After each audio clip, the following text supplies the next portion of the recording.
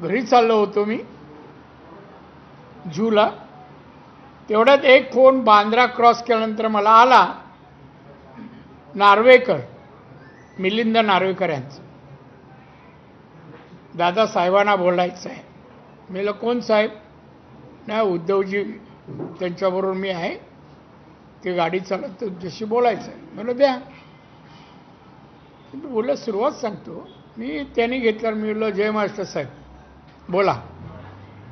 तुम्ही अजून जय महाराष्ट्र बोलता. मी म्हटलं मरापर्यंत बोलणार हे माझं उत्तर लगेच. तुम्हाला द्या, आपण थांबत नाही त्या बाबतीत.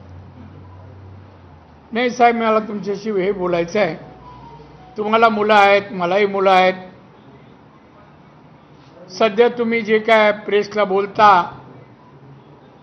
आदित्यचं नाव घेता, माझी विनंती आहे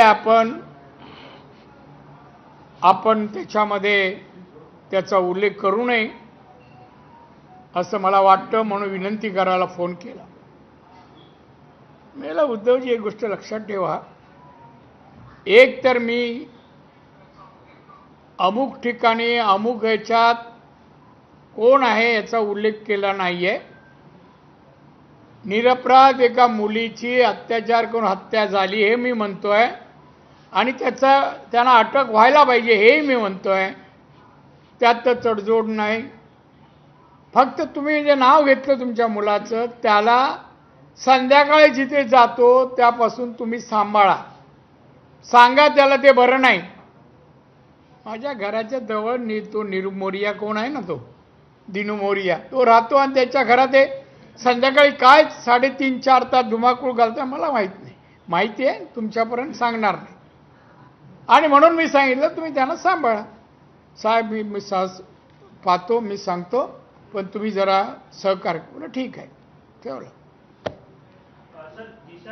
अरे पण दुसरं काय दिशा सालियन, ती मेली ना, आता तिचं नाव किती वेळा घेत. अहो पण त्याच्यावर येणार आहे ना. तुम्ही का घाई आहे? जाऊ का मी? एवढी घाई आहे? कमाल आहे. दुसरा काय? दुसरा नाही. अरे दुसरा फोन तर तुम्ही ऐकायचं नाही का हो? सांगा ना सवंगड्यांना. हा दुसरा फोन जेव्हा कोविड होतं त्याच काळामध्ये तो फोन आला. त्यावेळेला माझ्या हॉस्पिटलचं उद्घाटन होतं. तर त्यावेळेला एक परवानगी राज्य सरकारकडे माझी होती. केंद्रात सगळी परवानगी देतं हॉस्पिटलना आणि मेडिकल कॉलेजला. तर त्यावेळी त्यांचा फोन आला, म्हणे तुम्ही फोन केला होता. मी हो कॉलेजच्या परवानगीसाठी केला होता. साहेब ते तर मिळेलच, पण तुम्हाला मी सांगतो जरा तुम्ही प्रेस घेताना तो उल्लेख टाळाल तर बरं होईल. मला परत एकदा सांगतो मी, तुम्ही म्हणता त्याचं नाव घेतलं नाही आहे, पण एक मंत्री होता असं मी म्हणतोय. त्या घटनेच्या वेळेला एक मंत्री होता आणि ते व्हिडिओमध्ये ह्याच्यामध्ये आलं आहे कॅमेरामध्ये. नाही पण बघा हे 2 फोन त्यांनी केले.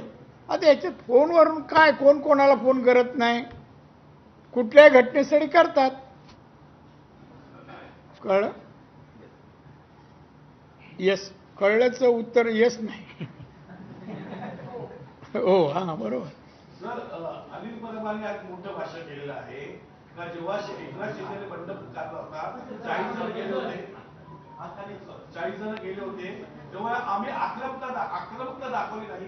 कारण की उद्धव ठाकरेंनी आम्हाला सांगितलं होतं का शांत बसा, आता आम्ही आक्रमकता दाखवली असते. मला एक पहिलं विचारायचं आहे, हे कोण बोललं? अनिल परब. अनिल परब आणि आक्रमकता समीकरण जमतं काय? दिसतं का त्या जीवात? काहीतरी काय म्हणतं आक्रमकता. म्हणून तू दाखव ना, चल मी सांगतो आज दाखव, कुठल्याही बाबतीत दाखव. कोणात कानफडत मारलेलं तरी ऐकिवात आहे का आतापर्यंत एवढ्या वर्षात? हा भाषणं करू शकतो, वकील असल्यामुळे खोटं नाटक तर तुझं पेशाच आहे. जसं तुम्ही जशा बातम्या देता ना तसं तो एक पेशा आहे.